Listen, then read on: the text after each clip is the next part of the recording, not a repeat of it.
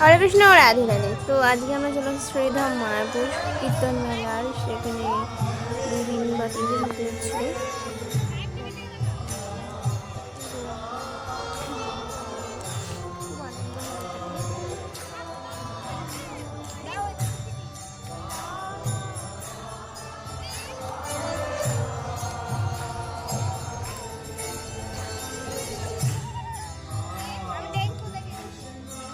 তারপরে আমরা মন্দির থেকে বেরিয়ে আসলাম এবং সামনে আমরা দেখতে পাচ্ছি এখানে গৌর নিতাই অনেক কিছু বিগ্রহ আদি অনেক কিছু বিক্রি হচ্ছিল, জামা কাপড়। মানে এটাই হচ্ছে গৌরাঙ্গ মার্কেট। এটি যদি যেতে চান, এটা হচ্ছে গীতা ভবনের সামনে যে রাস্তাটা, ওই রাস্তাটা দিয়ে বাঁ দিকে হচ্ছে গৌরাঙ্গ মার্কেট।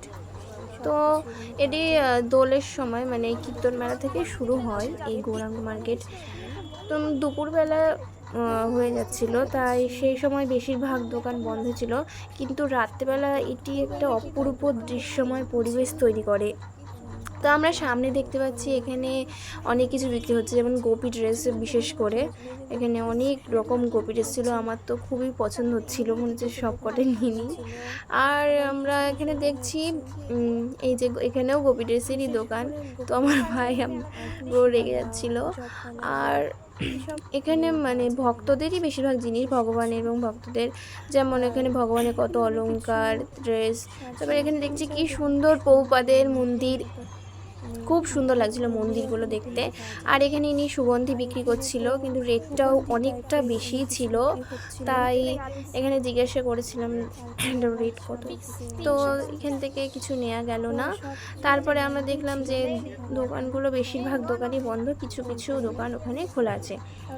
এরপরে আরও একটা মানে মন্দির বানানোর দোকান মানে দেখা হলো। এখানে কি সুন্দর বিগ্রহগুলো, খুব সুন্দর লাগছিল দেখতে, নিতে ইচ্ছে করছিল সবগুলোই। আর তারপরে আমরা চলে আসলাম এখানেও বিভিন্ন গোপী ড্রেস, অনেক সাজ সরঞ্জাম, অনেক কিছু বিক্রি হচ্ছিল। তারপরে তুলসী মালা, জপমালার ব্যাগ, অনেক কিছুই তো আমরা দেখছি এখানে। আপনারা চাইলে অবশ্যই এখানে ঘুরে আসবেন শ্রীধাম মায়াপুরে, খুবই সুন্দর জায়গা। আর এখানে দোলের সময় তো খুবই আনন্দ হয়, কিন্তু আমি আজ পর্যন্ত এখানে দোল এখনও দেখতে পাইনি, জানি না ভগবান কৃপা হবে কবে। আর এখানে আমরা দেখছি বিভিন্ন রকমের তুলসী মালা চলে আসলাম। তারপরে আমরা চলে আসলাম নিত্যানন্দ মার্কেটে। এটির নামটা আমি পরে দেখাচ্ছি। তো নিত্যানন্দ মার্কেটে এখানে বেশিরভাগ রেস্টুরেন্ট আমরা দেখতে পাচ্ছি সামনে। এই রেস্টুরেন্টে বিরিয়ানিও পর্যন্ত পাওয়া যাচ্ছিলো, যেটা প্লেট ছিল 80 টাকা। তো আমরা পরের দিন গিয়ে সেখানে বিরিয়ানির প্রসাদ পেয়েছিলাম। তারপরে আমার ভাই এখানে খুঁজছিল যে বিরিয়ানি কোথায় পাওয়া যায়, আর আমি এদিকে আস্তে আস্তে চলে আসলাম গোপী ড্রেসের দোকানে। সেখানে অনেক গোপী ড্রেস, তারপরে ভগবানের ফটো, আলেখ্য, বিগ্রহ সব কিছু বিক্রি হচ্ছিল। আমি সেগুলো দেখলাম। আবার কিছু কিছু মানে এখানে অল্প সংখ্যক কিছু দোকান যেগুলো বন্ধ ছিল, আমরা সেটা দেখতে পাচ্ছি। এবং আমরা আস্তে আস্তে সামনের দিকে এগোলাম। এখানে ওড়না, গুপি ড্রেস, অনেক কিছু বিক্রি হচ্ছিল। মানে মায়াপুর মানে গুপি ড্রেস, বেশিরভাগ গুপি ড্রেসের দোকান, আর কিছু বলার নেই। তারপরে আস্তে আস্তে আমরা ওই দিকটা গিয়ে দেখছিলাম যে এই যে নিত্যানন্দ মার্কেট। তো নিত্যানন্দ এখানে একজন প্রভু দোলনা খাচ্ছিল, আমরা সেটাই দেখছিলাম। তো ওখানে দোলনা দেখে আমারও দোলনা খেতে ইচ্ছে হচ্ছিলো। তারপরে আমি দেখছি গোপী ড্রেসের দোকান, এখানেও গোপী ড্রেসের দোকান। এখানে বিভিন্ন ইমিটেশন জিনিস আছে। এখানে কিন্তু গীতা মেলা অনুষ্ঠিত হয়ে থাকে প্রত্যেকবার। আবার এখানে নিত্যানন্দ মার্কেট আমরা দেখতে পাচ্ছি। দেখুন ভগবানের কত ড্রেস। আর এইটা তো সবচেয়ে বিস্ময়কর জিনিস, এই তুলসী মালার এটা। মানে ভাবি যে এই এত বড় জপমালা কীভাবে জপ করা যাবে, তো সেটা দেখে অবাক হয়ে যায়। এই যে তুলসী মালার এই বড়, এত বড় মালাটা দেখে। তো আমরা খুবই এনজয় করেছিলাম এই Nityananda market, Gouranga market plus কীর্তন মেলা, কীর্তন সব কিছু মিলে খুবই আনন্দ মনে ছিল আবার মানে এখানে আসতে। তো সবাইকে হরে কৃষ্ণ, রাধে রাধে।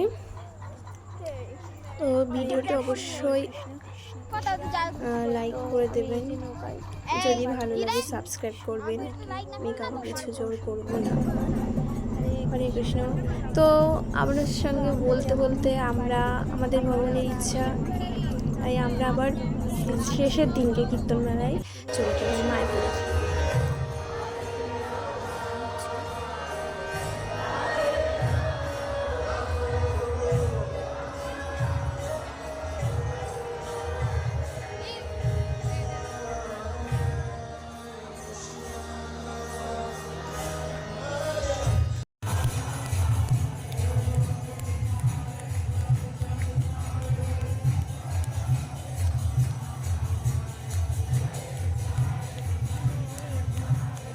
অনেক পরীক্ষার পরে উত্তীর্ণ হয়ে ঠিক পৌঁছে গেলাম ভগবানের ইচ্ছায়। সেদিনকে একদম ঘুম হয়নি।